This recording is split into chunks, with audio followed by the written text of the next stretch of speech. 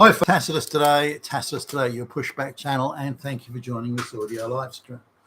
In this essay, I'd like to talk about this is a phenomenon that's really come up recently, and it's happening in too many places simultaneously at the same time, where there's the installation of, in affirmative action and DEI sense, the installation of young brown women into traditionally sort of straight white male jobs.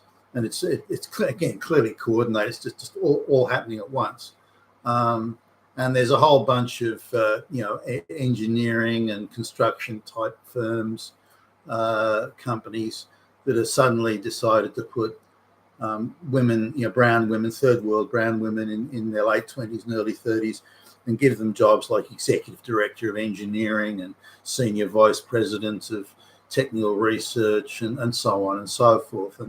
And again, you'd see it here or there, but it's they typically would be given jobs that weren't like the assistant associate director of engineering or something. You can tell it was just a created job.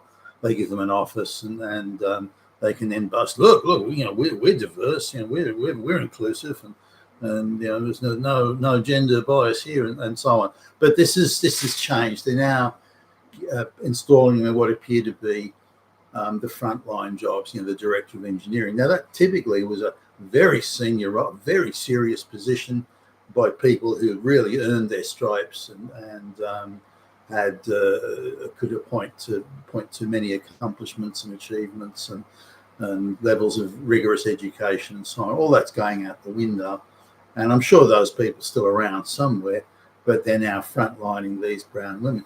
But how bad is it? So how widespread is it, and how bad is it? Well, just to illustrate it here. Now, this is a decent sized brand name organisation. Thousands of people on the payroll, and there's I should be about 27, I suppose. This woman, maybe 26, but around that age. Now, she's a brown woman, still got an accent, so she would have come to Australia as a teenager, and from a third world shithole country, and she's worked in a retail store. That's been her only employment. She's never done anything else. An entry level, low level flunky in a retail store. Now, supposedly, we're to believe that this woman that doesn't speak English very well, I would imagine she would have come to Australia at probably 16 or 17 years old. So her English is pretty ordinary, heavily accented. So she came to Australia and somehow we're supposed to believe that she has achieved a doctorate. She's a PhD going through the Australian university system. Somehow she managed to get to an elite Ivy League university. That doesn't make a whole lot of sense. I mean, how did that happen? But anyway, she gets there with exam results and education from a third world shithole. So she's supposed to go to an Ivy League university, somehow gets in there and becomes a PhD. Not only does she get a PhD, but she's supposed to be the top of her year. So she wins the medal for being, a genius in engineering. Now, how plausible that is.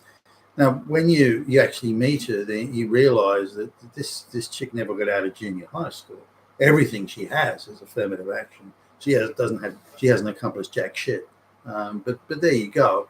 And then she's appointed as the head of engineering for this firm. So what's her work experience in engineering? Zero. What's her work experience in professional engineering services firms? Zero. Or the only work experience she's got is working as a flunky retail shop clerk in one of the retail chains in Australia. That's it, and even that was like a casual part-time gig. So no work experience, no accomplishments or achievements. She's with the company maybe four months, and they catapult her into that position, that senior role. And so you've got a low IQ, third world sort of peasant chick, brown chick who's just been gifted this thing. Now, at around the same time as I came across that, I went to like it was like a trade expo, I suppose you'd call it, which is for engineering type stuff, and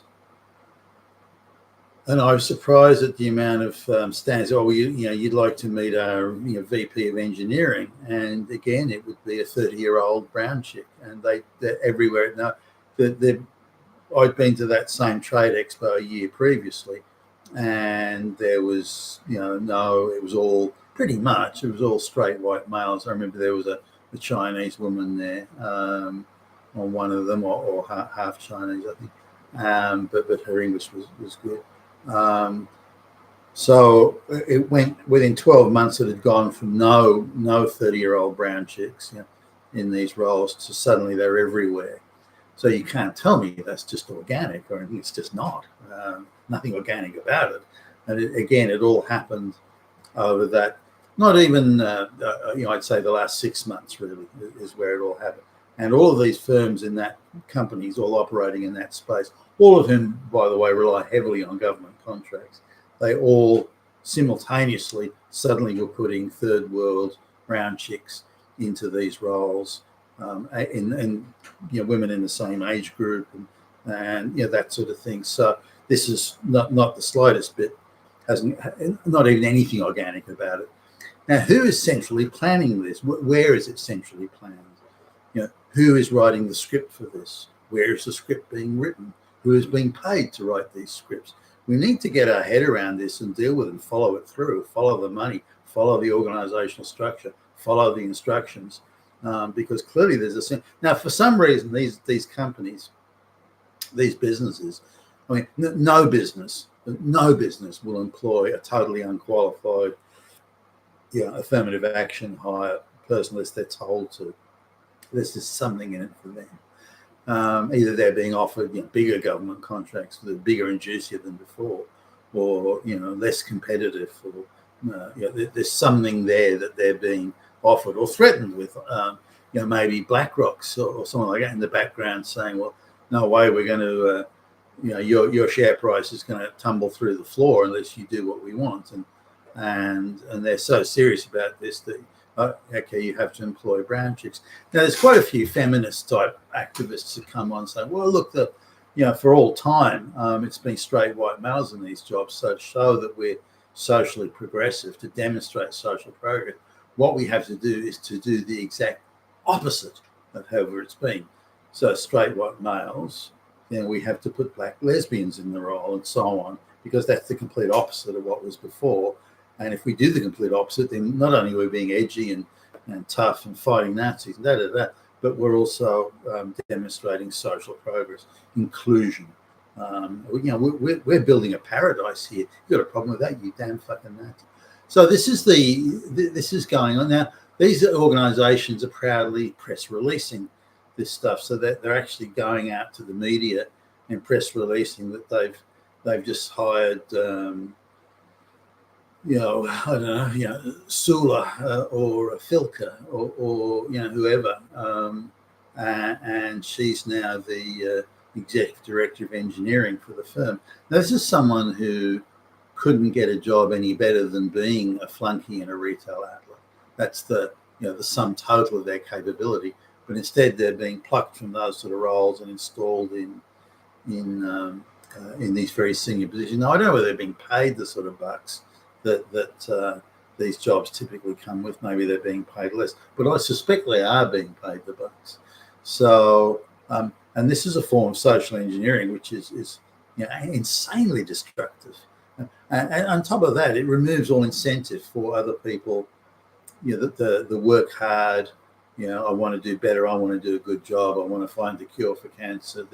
It disincentivizes those people who are able to accomplish things on their own merit, that they'd sort of sit around. Now, everyone that reports into this, totally unqualified 27-year-old, whatever, brown chick, they're all straight white males, double her age, close to double her age. What's going on here? again, this is rabid social engineering. And what is the incentive for these companies, businesses to do this? It's either an incentive, they're being given some juicy contracts, or they're being threatened with don't think you'll be getting a bonus this year, buddy, says the head goon of BlackRock or I don't know, State Street or something. We'll drive the share price down to pennies, and you'll lose your job and be run out of the industry in disgrace. There must be something along those lines going on. Otherwise, these companies wouldn't do it, and all doing it in unison, all doing it at the same time. How the West is destroying itself. Yet another chapter. You've been a Tassus today. Your pushback channel. Thank you for listening.